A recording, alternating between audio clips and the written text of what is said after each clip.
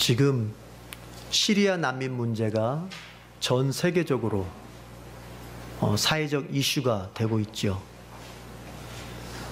시리아 하면은 왠지 우리에게 익숙치 않은 나라, 낯선 나라처럼 느껴질 수도 있을 텐데, 사실 우리 그리스도인들은 시리아와 사실은 많이 관계가 되어 있습니다. 구약 성경에서 시리아는 수리아로 소개되고 있습니다. 아브라함이 고향 땅 갈대아 우르를 떠나서 가나안으로 오는 도중에 중간에서 잠깐 살았던 그 하란 땅이 바로 시리아죠.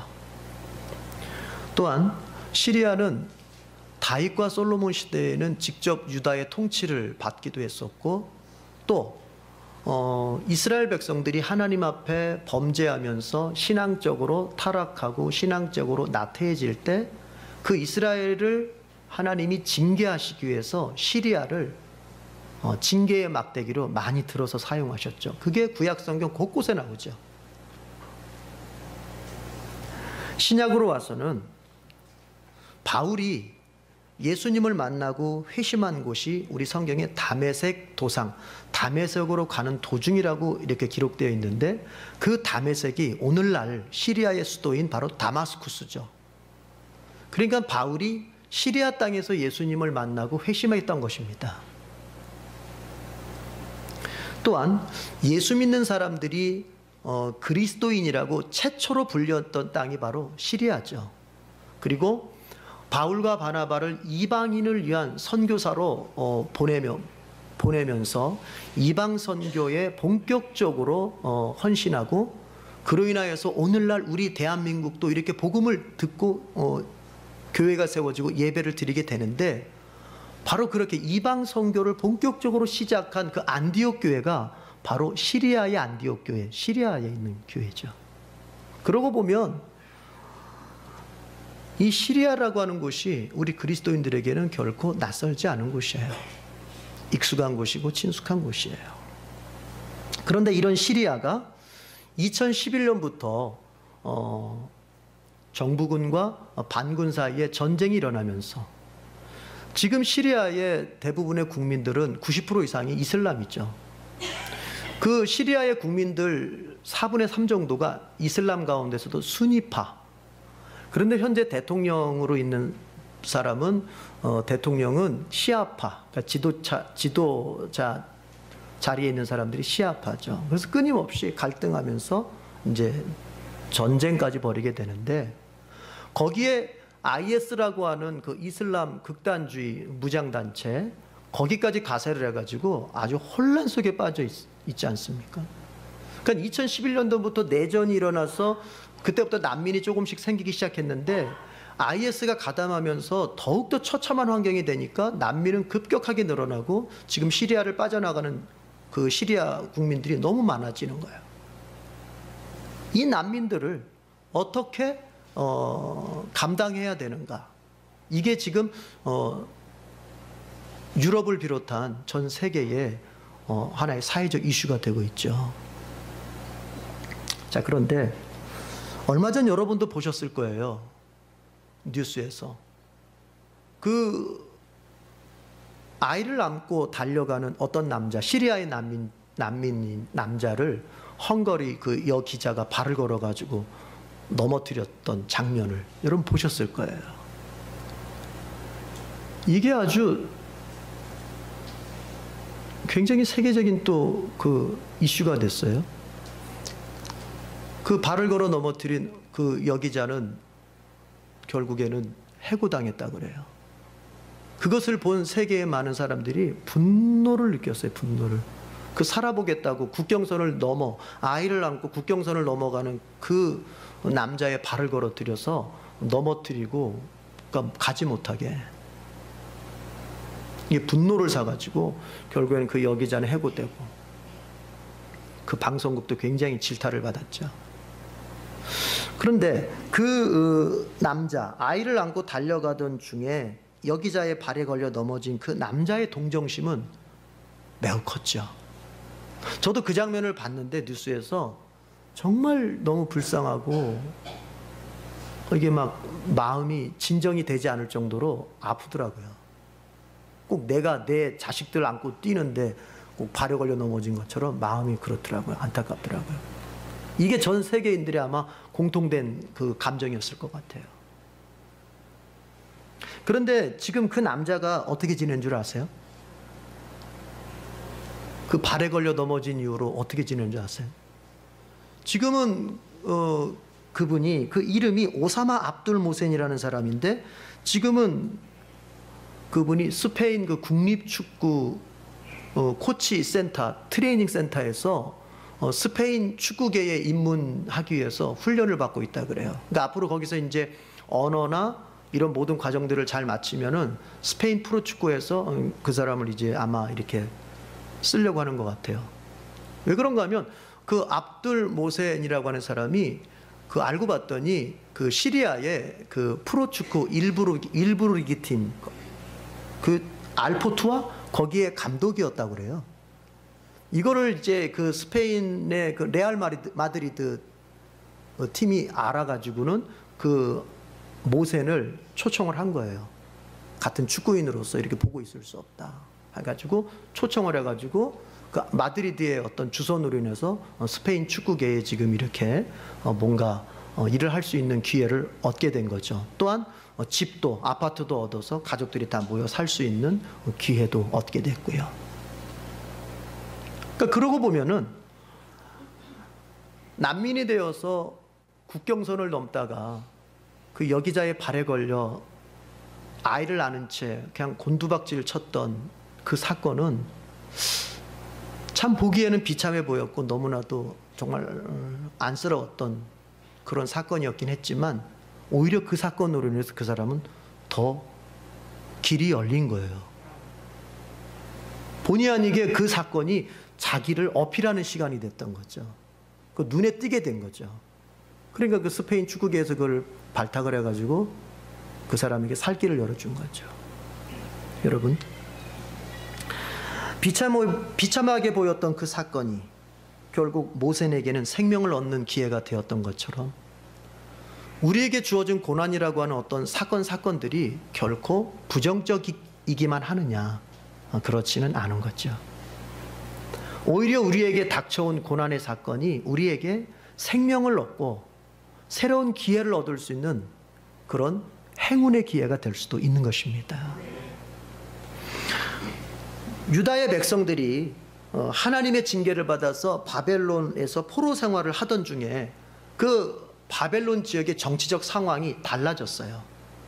어떻게 달라졌냐면 바벨론을 유다를 멸망시키고 유다를 포로로 끌고 갔던 바벨론이 메대와 바사, 바꿔 말하면 메디아와 페르시아에게 메디아 페르시아 연합군에 의해서 바벨론이 멸망을 당해요. 그래가지고 당시는 바벨론이 다스리던 시대가 아니라 에스더 당시에는 바벨론이 다스리던 시대가 아니라 이제 메디아와 페르시아가 다스리던 그런 시대. 그러면서 점점 이제 연합체제의 정치체제가 메디아가 빠지고 페르시아가 점점 혼자 독자적으로 다스리는 그런 시대였어요. 그러니까 에스더서는 어느 시대냐면은 페르시아가 그 갈대아 지역을 통치하던 그런 시대예요.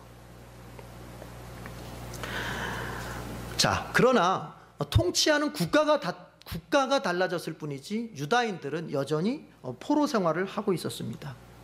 그러던 중에 에스더라고 하는 유다 민족의 한 여인이 그 페르시아의 왕 아하수에로의 왕후가 돼요. 선발에 뽑혀가지고. 그런데 그 당시에 그 에스더가 왕후가 된 지 한 5년여쯤 될 때에 유다 민족에게 아주 큰 위기가 닥치게 됩니다. 그것은 뭐냐면 하만이라고 하는 아각 사람이, 이 아각이라고 하는 것은 우리가 이제 에스더서를 읽어보면 아각 사람 하만 이렇게 나오는데 아각이라는 말은 아말렉 민족이라는 뜻이에요. 그러니까 이 하만은 아말렉 민족이에요. 아말렉 민족. 이 아말렉 민족인 하만이 유다 민족을 아예 말살을 시키려고 하는 음모를 꾸미게 돼요. 하만이 이런 음모를 꾸미게 된 계기가 뭐냐면 하만은 아주 신하들 가운데서도 가장 높은 자리에 있었던 사람이에요. 아하수에로 왕의 총애를 가장 크게 받았기 때문에. 그래서 왕이 명령을 내릴 정도였어요. 하만을 보거든 무릎을 꿇고 경배를 해라, 이 정도였어요. 그래서 모든 신하들이 같은 신하이면서도 하만을 보게 되면은 무릎을 꿇고 경배를 했어야 돼요. 그러나 모르드게라고 하는 사람만 유일하게 무릎을 꿇지 않았어요. 이것이 하만의 마음에 굉장히 언짢음을 줬어요. 모르드게를 미워하게 돼요. 그런데 알고 보니까 그 모르드게가 어떤 민족이었다? 유다 민족이었던 거예요. 그러니까 이 하만은 모르드게만 제거할 뿐만 아니라 모르드게가 속해 있는 유다 민족 전체를 아예 씨를 말려버리겠다고 하는 그 음모를 꾸며서 이제 왕의 허락까지 받게 됩니다. 그래서 아달월 13일, 아달월이라고 하면 우리 오늘날 우리가 쓰는 태양력으로 보자면 2월에서 3월쯤 돼요. 그 아달월 13일 날 모든 민족, 다른 민족들은 유다 민족을 죽여도 좋다, 유다 민족 사람을 칼로 공격해서 죽여도 좋다 하는 명령을 왕의 이름으로 내게 돼요. 자, 페르시아가 제국이기 때문에 그 제국 안에는 다민족 국가잖아요. 여러 민족이 살고 있단 말이에요. 그러니까는 유다 민족만 있는 게 아니라 여러 민족이 있는데, 유다를 제외한 다른 모든 민족은 유다 민족을, 자기 이웃의 유다 민족이 살고 있다면 죽여도 좋다는 거예요. 그때의 유다 민족은 절대로 방어해서는 안 된다. 누군가가 유다 민족 사람을 죽이려고 할 때 그거를 내가 맞서서 같이 칼부림을 하거나 그래서는 안 된다. 누군가가 유다 민족 사람을 죽이면 유다 민족 사람은 그냥 그 죽음을 받아들여야 된다. 이게 왕의 명령이었어요. 그러니까 꼼짝없이 유다 민족은 완전히 이제 그 씨까지 몰살당하게 생긴 거예요.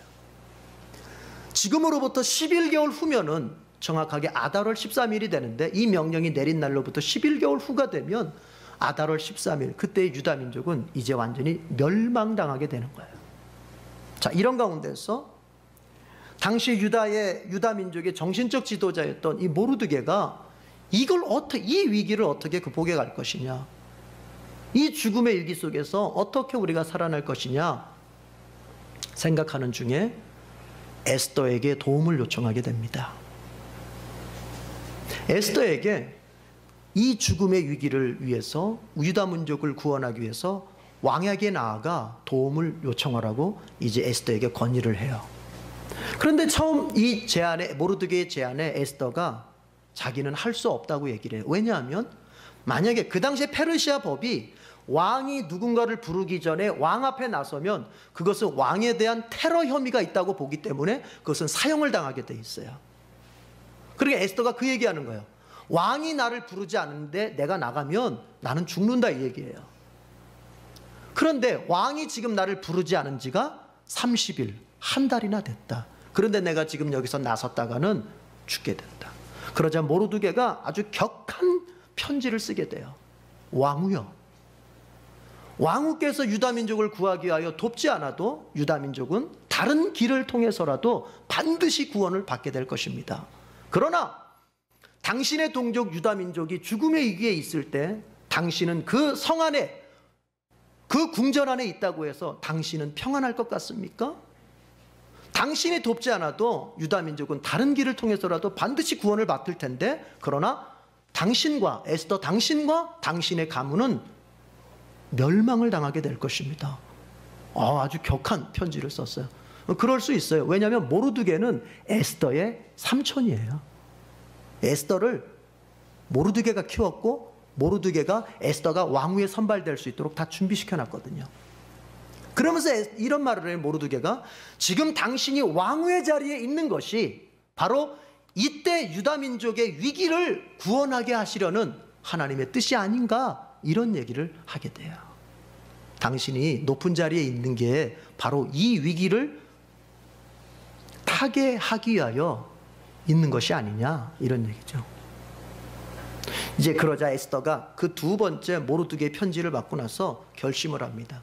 그리고 모르드게에게 다시 답장을 보내. 그렇다면 좋습니다. 이제부터 수산성, 수도에 있는 수산성 모든 유다 민족은 지금부터 나를 위해서 3일 동안 금식을 해 주십시오. 나도 내 시녀들과 함께 금식을 하고 난 다음에 내가 왕 앞에 나가겠습니다. 안 불러도 나가겠다는 거예요. 왕이 안 불러도 나가겠다는 거예요. 금식 3일 동안 금식해보고 나가겠다는 거예요. 그래가지고는 왕에게 가서 이제 내 민족을 살려달라고 요청하겠다는 거예요. 그러면서 에스더가 그런 말을, 여러분 다 아시는 말씀, 그 유명한 말을 하는 거예요. 내가 금식하고 왕 앞에 나아가서 내 민족을 위해서 이제 살려달라고 얘기할 텐데, 그때에 왕이 나를 죽이면 내가 그대로 죽겠나이다. 죽으면 죽으리이다. 그 얘기를 거기서 하는 거예요. 그러니까 에스더는 생명을 걸고 왕 앞에 나아가는 거예요. 자, 에스더가 그날이 됐어요. 금식 마치고 나갔어요. 이제 죽기 아니면 살기죠, 진짜. 만약에 왕이 부르지 않은데 나갔을 때 왕이 금홀, 왕이 가지고 있는 쥐봉 있잖아요, 금홀. 그 금홀을 딱 내밀면 에스더는 안 불렀는데 왔어도 살 수 있어요. 만약에 금홀을 내밀지 않으면 에스더는 꼼짝없이 죽는 거예요. 옆에 있는 경호원들에 의해서 그냥 죽는 거예요. 에스더가 금식을 마치고 나아갔습니다. 어떻게 됐을까요? 성경에 보니까 그날따라 에스더가 그렇게 예쁘게 보여요. 그러니까 왕이 금호를 내밀게 되는 거예요. 그래서 에스더는 살아요. 그리고 이제 왕이 이런 말을 해요. 에스더요, 뭘 원하느냐? 당신이 원한다면 내 나라의 절반까지라도 내가 줄 수 있다. 그러니까 에스더가 다른 거 바라지 않습니다. 오늘 제가 왕을 위해서 잔치를, 이제 연회를 베풀 텐데 왕께서 꼭 참석해 주십시오. 오실 때 왕만 오시지 말고 하만을 데리고 오십시오. 하만, 아말렉 사람 하만, 왕의 가장 큰 총애를 받고 있던 그 하만, 유다 민족을 말살시키려고 하는 그 하만을 데리고 오십시오. 데리고 왔어요. 같이 마시고 먹고 하면서 즐겁게 마쳤어요. 왕이 또 물어요. 에스더여, 이제 무엇을 원하는지 소원을 말하라. 내가 내 나라의 절반까지라도 줄 수 있다. 왕이시여, 다른 거 바라지 않습니다. 내가 내일 이맘때에 또 잔치를 배설할 텐데 그때 다시 한번 와주십시오. 그리고 오실 때 제발 혼자 오지 마시고 하만도 데리고 오십시오. 그래서 두 번째 잔치에 초청을 해요. 그리고 이제 두 번째 잔치에 온 게 우리가 읽은 7장 본문의 말씀이에요. 왕이 하만과 함께 두 번째 잔치에 온 거예요. 이제 두 번째 잔치에 와서 먹을 만큼 먹고 마실 만큼 마셨어요. 왕이 이제 에스더에게 또 물어요. 에스더요, 그대의 소청이 무엇이냐? 자, 그러자 에스더가 대답을 합니다. 자, 그 대답이, 에스더의 대답이 3절이에요. 7장 3절 다 같이 읽어보겠습니다. 7장 3절 다 같이 시작. 왕후 에스더가 대답하여 이르되, 왕이여, 내가 만일 왕의 목전에서 은혜를 입었으며 왕이 좋게 여기시면 내 소청대로 내 생명을 내게 주시고 내 요구대로 내 민족을 내게 주시고. 뭐 유명한 말이잖아요. 에스더의 대답은 간단했어요. 왕이시여, 나를 정말 왕께서 이뻐하신다면 내 생명을 내게 주시옵소서, 내 민족을 내게 주시옵소서. 한마디로 우리 유다 민족을 살려주시옵소서, 이 얘기를 하고 있는 거예요. 그러면서 에스더가 이제 쭉 설명을 해요. 유다 민족이 지금 큰 음모에 빠져 있다. 누군가가 우리 유다 민족을 말살시키려고 하고 있다. 이런 얘기를 쭉 하게 되는 거예요, 돌려서. 그랬더니 왕 머리가 좋잖아요. 그게 누구냐? 그 음모를 계획한 사람이 누구냐? 에스더가 결국 얘기해요. 바로 이 옆에 있는 하만입니다. 그 왕이 놀라면서, 왕이 화가 나면서 결국에는 그 하만을 죽이게 돼요. 어떻게 죽이냐면, 하만이 자기 집에다가 아주 높은 장대를, 사람을 매달아 죽일 수 있는 장대를 만들고 있었어요. 50척짜리를. 거기다가 누구를 매달려고 했었냐면 모르드게를 매달려고 했었어요. 그런데 그걸 알고 있었거든요, 하르보나 네시가. 그래서 왕한테 그걸 얘기해요. 하만이 모르드게를 죽이기 위해서 자기 집에다가 장대 50척짜리를 준비해놨는데, 그러니까 왕은 머리가 또 좋잖아요. 거기다가 하만을 매달아라. 그래서 모르드게를 죽이려고 했던 그 장대에다가 자기가 매달려서 죽게 되는 거예요. 이름으로써 유다 민족이 죽을 위해서 구원을 받게 되는 거예요. 그러나 문제는 뭐냐면은, 왕의 명령은 변경할 수가 없어요. 아달월 13일에 모든 유다 민족을 죽여도 좋다는 그 명령을 이제 변경을 해야 되는데, 왕이라 할지라도 자기가 자기의 인장 반지를 찍어서 내린 명령은 왕이라도 수정할 수가 없어요. 그러니까 어떻게 에스더가 이제 요청합니다. 그렇다면 이제 유다 민족이 자기를 방어할 수 있게 해주십시오. 이 명령 내리면 되잖아요. 그래서 명령을 내립니다. 다른 민족이 유다 민족을 죽이려고 할 때 유다 민족은 방어해도 좋다. 새로운 명령을 내리는 거예요. 근데 그거로 끝나지 않아요. 그거로 끝나지 않아요. 에스더가 또 왕의 마음을 또 사로잡고 요청을 해요. 이제는 오히려 유다 민족을 공격했던 그 민족을 죽일 수 있는 기회를 주시옵소서. 이렇게 요청을 해요. 그러니까 왕이 좋다. 그것도 들어준다 가지고 이번에는 유다 민족이 다른 민족을 공격할 수 있는 그 기회까지 얻게 되는 거예요. 그럼으로써 유다 민족은 두려움에 떨었던 민족에서 오히려 다른 민족에게 당당하게 군림하고 설 수 있는 그런 민족이 된 것입니다. 그리고 우리가 이제 9장에 가서 하는 얘기는 뭐냐면 바로 그날 유다 민족이 죽음의 위기에서 구원받고 오히려 다른 민족 위에 군림할 수 있었던 견고하게 설 수 있었던 그날을 기념해라. 이제 그렇게 명령을 내려요. 그게 바로 아달월 14일 15일이에요. 그거를 이스라엘 민족은 지금도 지켜요. 그것을 바로 부림절이라고 해요. 부림절. 그러니까 에스더서는 부림절의 기원에 대해서 얘기해 주는 거예요. 유다 민족에게 부림절이 어떤 배경을 가지고 생기게 되었는지를 얘기하는 거예요. 그러니까 부림절은 뭐예요? 멸망당할 수밖에 없었던 그 유다 민족이 오히려 다른 민족을 멸망할 수 있을 만큼의 승리를 한 절기예요. 그래서 그날을 14일 15일을 그렇게 부림절로 지키게 되었다 하는 얘기가 9장 아까 우리가 읽었던 20절에서 22절까지 내용이 나오는 거예요. 여러분 좀 오늘 본문 설명이 좀 길었어요. 왜냐하면 이게 지금 에스더서 1장부터 10장까지 전체의 내용을 지금 다 이렇게 다루는 본문이기 때문에 그래요. 자, 그러면 보세요. 이 본문을 우리가 이제 어떻게 이해를 해야 될까? 영적인 측면과 현실적인 측면으로 나눠서 생각을 해봅시다. 영적인 측면에서 보자면 인간은 꼼짝없이 죽음을 당해야 하는 존재라는 것입니다.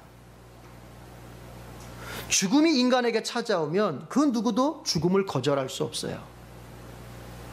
더욱이 인간의 죄라고 하는 것은 죽음을 단순히 육신을 벗어나는 것으로 끝내지 않고 육신을 벗은 다음에 또 인간을 또 죽여요. 인간을 또 죽여요. 육신의 죽음을 죽어서 육신을 벗었다 하더라도 그 인간을 또 죽인단 말이에요. 그게 뭐예요? 소위 말하는 둘째 죽음, 영벌을 받게 되는 거예요. 지옥에서의 영벌을 받게 되는 거예요. 인간은 그것을 피할 수가 없어요. 죄인인 인간이 찾아오는 육체의 죽음과 그리고 찾아오는 그 영적인 죽음을 감당할 수 없고 피할 수 없어요. 이것이 바로 우리 안에 가지고 있는 죄가 가지고 있는 능력이에요. 그런데 이 죄의 능력을, 인간을 죽일 수 있는 이 죄의 능력을 끝낼 수 있는 길이 있습니다. 그것이 바로 본문 속에서 보자면 에스더가 그 능력이 되어 주었던 것처럼 우리에게는 예수 그리스도께서 그 능력이 되어 주시는 거예요. 유다 민족은 꼼짝없이 죽을 수밖에 없었어요. 그들에게 찾아오는 앞으로 11개월 후면은 그들은 꼼짝없이 죽을 수밖에 없어요. 다른 민족이 죽이려고 나를 공격할 때 그걸 방어하면 안 된다니까요. 방어할 수 없다니까요. 방어하면 왕의 명령을 어기는 거예요. 그래서 또 사형당해요. 어차피 이렇게 해도 저렇게 해도 죽을 수밖에 없어요. 우리에게 찾아오는 죽음이라고 하는 것은 그런 겁니다. 이 자리에 있는 우리 중에서 죽음을 피할 수 있는 사람이 누가 있습니까? 또 죽음 후에 죄로 말미암아 받게 될 그 영벌을 피할 수 있는 사람이 누가 있습니까? 아무도 없습니다. 그것이 바로 인간이 처해 있는 분명한 존재적 현실이에요. 그런데 그 죽음의 현실로부터 우리가 벗어날 수 있는 길이 있다니까요. 그게 바로 예수 그리스도이십니다. 에스더가 자신의 민족을 구하기 위해서 내가 죽으면 죽으리라. 이건 실제로 죽은 거예요.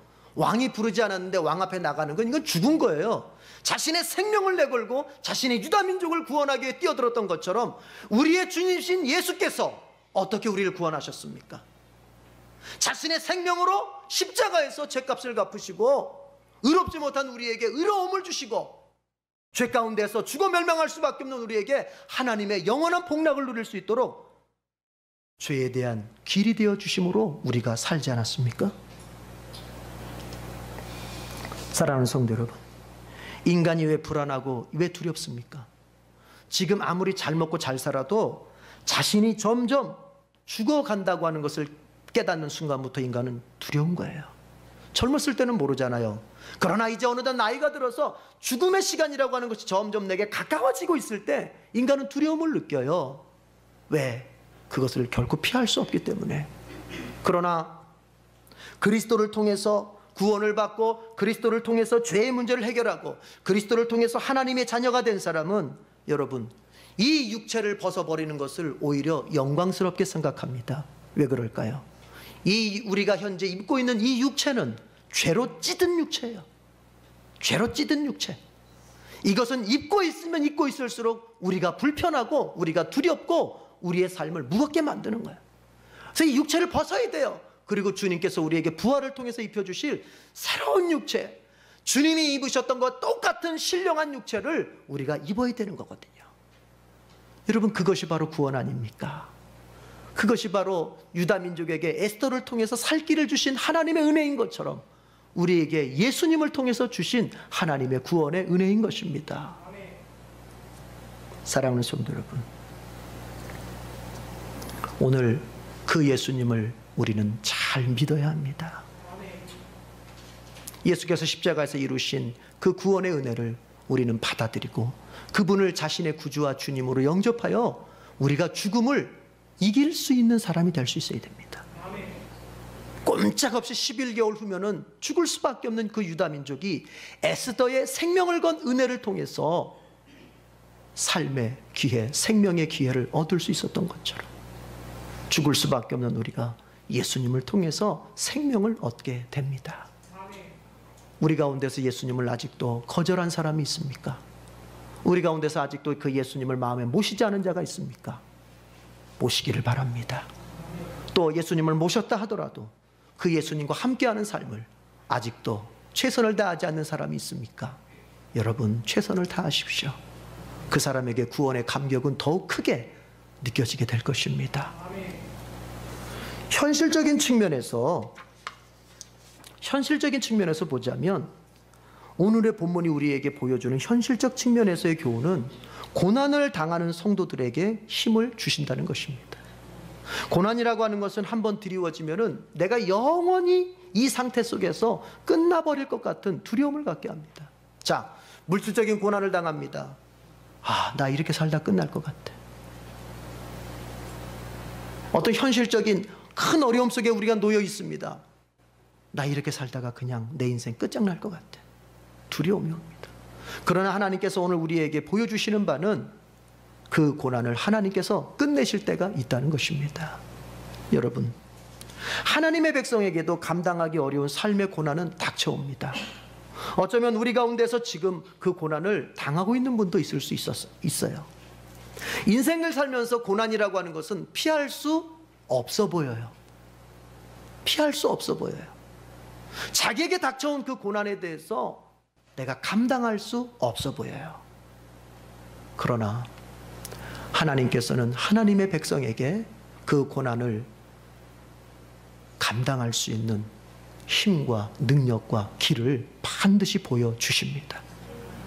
11개월 후면은 꼼짝없이 죽게 될 수밖에 없는 그들에게 에스더라고 하는 한 여인을 통해서 하나님께서 삶의 길을 열어주신 것처럼 우리가 지금은 보이지 않고 지금은 출구가 보이지 않고 도대체가 지금은 우리가 돌파할 수 있는 그 길이 보이지 않는 고난의 자리라 할지라도 하나님께서 우리를 잊지 않고 우리에게 은혜를 베푸신다면 어느 때가 되면 반드시 그 고난에 대해서 뚫고 나갈 수 있는 길을 허락해 주십니다.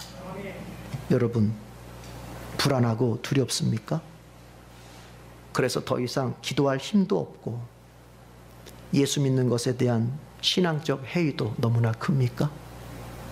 나의 신앙이 나의 현실을 이기지 못하는 것 같아서 정말 하나님에 대한 실망감이 혹 커졌습니까?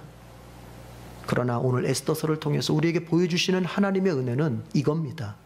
하나님은 하나님의 백성의 고난을 결코 잊지 않으시고 하나님께서는 하나님의 백성의 고난을 끝내실 수 있는 능력자라는 사실입니다. 이걸 믿으십시오. 이걸 믿고 여러분의 삶에서 소망을 가질 수 있기를 바랍니다. 헬렌 켈러, 3가지의 장애를 안고 평생을 정말 고난 속에 살 수밖에 없었지만 결국엔 성공자로 살았던 헬렌 켈러가 이런 말을 했습니다. 참된 소망은 모든 일을 가능케 한다. 우리가 지금 무기력하고 우리의 삶에서 지쳐가고 우리의 삶을 뚫고 나가지 못하는 것이 환경 때문일까요? 지금보다 나은 환경이면 내가 더 힘이 있고 능력 있고 인생을 정말 잘 열어갈 수 있을까요? 아닙니다. 환경 때문이 아닙니다. 소망이 없기 때문입니다. 참된 소망이 없기 때문입니다. 참된 소망이 있는 사람은 어떤 환경 속에서도 모든 일을 가능케 한다고 헬렌 켈러가 교훈을 해줬어요. 본인 자신이 듣지 못하고 보지 못하고 말하지 못하는 그런 사람으로 태어났지만 그는 가장 좋은 대학에서 가장 좋은 성적으로 졸업할 뿐만 아니라 그의 남은 인생이 세계 모든 만인들에게 가장 좋은 영향력을 미치는 위인의 반열에도 올랐잖아요. 환경 때문이 아니라 우리의 소망 없음이 우리로 하여금 무기력하게 만드는 것입니다. 하나님은 우리에게 소망을 주시는 분이십니다. 시편 71편 5절에서 다윗은 이렇게 고백했습니다. 주 여호와여, 주는 나의 소망이십니다. 내가 어릴 때부터 신뢰한 분이십니다. 다윗은 어릴 때부터 하나님을 신뢰하는 법을 배웠고 그는 평생을 살면서 하나님은 나의 소망이시다. 환경 가운데 아무리 들여다봐도 소망을 가질 만한 구석이 없다 할지라도 그러면 눈을 들어서 하늘을 쳐다보십시오. 하늘에 계신 나의 하나님이 나의 소망이 되어 주십니다. 그 소망 되신 하나님을 바라보는 사람은 어떤 환경 중에도 모든 일을 가능케 할 수 있는 능력을 가지고 살게 됩니다. 골프공이 맨 처음에는 매끌매끌했다 그래요. 골프공이 처음에는 미끈미끈했다 그래요. 그러나 쳐보다가 이게 왜 이렇게 안 나가나 어느 날 우연히 그 골프공에 거친 홈이 파지게 됐는데 그런 상황에서 치다 보니 더 멀리 나가게 된다는 걸 알게 됐습니다. 아, 이 골프공이 더 멀리 나가기 위해서는 거친 홈이 있어야 되는구나. 그래서 그때부터는 골프공을 거친 홈을 만들어서 거친 홈을 파서 만들었다 그래요. 우리 인생도 마찬가지예요. 환란이 없고 고난이 없고 그저 만사형통하기만 하면 인생도 잘 나가고 신앙도 잘 클 것 같죠. 우리 인간은 그렇지 못한 존재입니다. 하나님께서 이런 우리의 체질을 아시기 때문에 우리에게 적당한 고난과 환란을 주시는 거예요. 지금 여러분이 혹시 고난과 환란 가운데 있습니까? 왜 그걸 주셨을까요? 왜 그걸 허락하셨을까요? 더 잘 나가라는 뜻입니다. 주님의 이 은총의 뜻을 우리의 믿음으로 바라볼 수 있기를 바랍니다. 기도합시다.